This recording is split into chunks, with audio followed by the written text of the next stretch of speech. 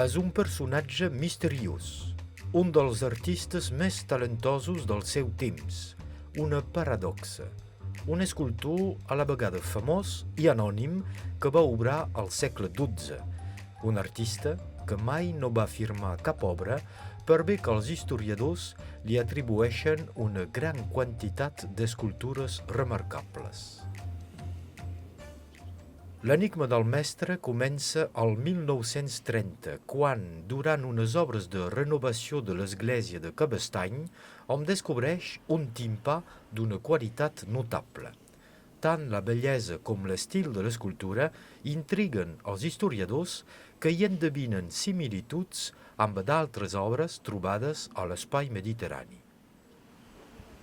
La història de l'art és una construcció que es va desenvolupant any després d'anys. I doncs un dia un home, un historiador de l'art, es va adonar que entre tal i tal escultura hi havia correspondències i que potser calia imaginar que l'autor era el mateix.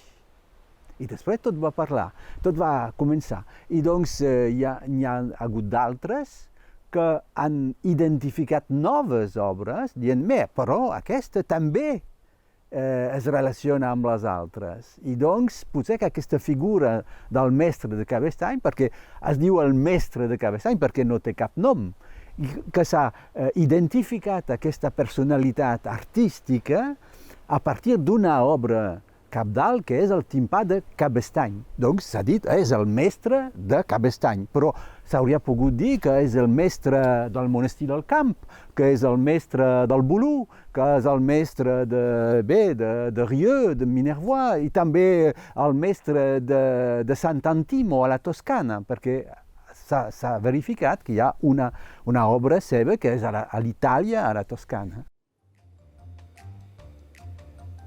Els treballs successius dels historiadors de l'art permeten avui de reconstituir l'itinerari artístic del mestre de Cabestany. La hipòtesi més probable seria que l'escultor hagués tingut un taller ambulant. S'ha pogut identificar algunes obres a Itàlia, a la província de Roma i cap al nord, a la Toscana.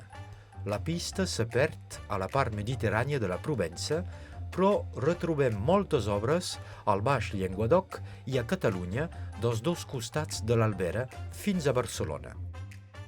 El mestre hauria treballat fins i tot a l'extrem oest del Pirineu, al País Basc.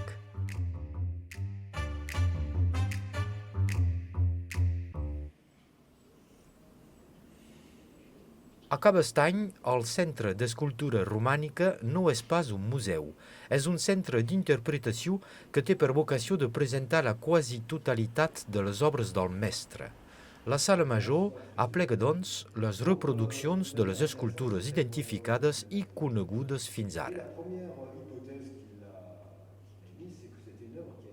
Són les particularitats de la seva expressió que ens han portat els historiadors i fins ara a considerar la seva personalitat, perquè la seva manera de fer l'escultura és una manera particular que ens interpel·la, que ens posa qüestions i que figura finalment la seva personalitat. I aquest talent que nosaltres ens posa qüestions avui, sense dubte que és la raó del seu èxit a l'època on va treballar. Segles més tard, el mestre de Cabestany ens planteja una pregunta d'actualitat. Des de l'època moderna, la firma de l'artista se'ns fa inseparable de la seva obra.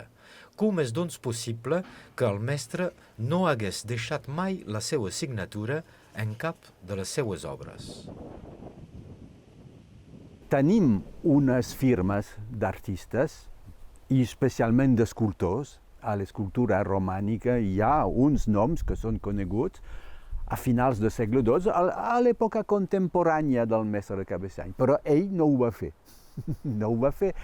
És clar que com a artista religiós, perquè és arrelat, evidentment, en el context religiós, hi havia una certa obligació o incitació a la discreció.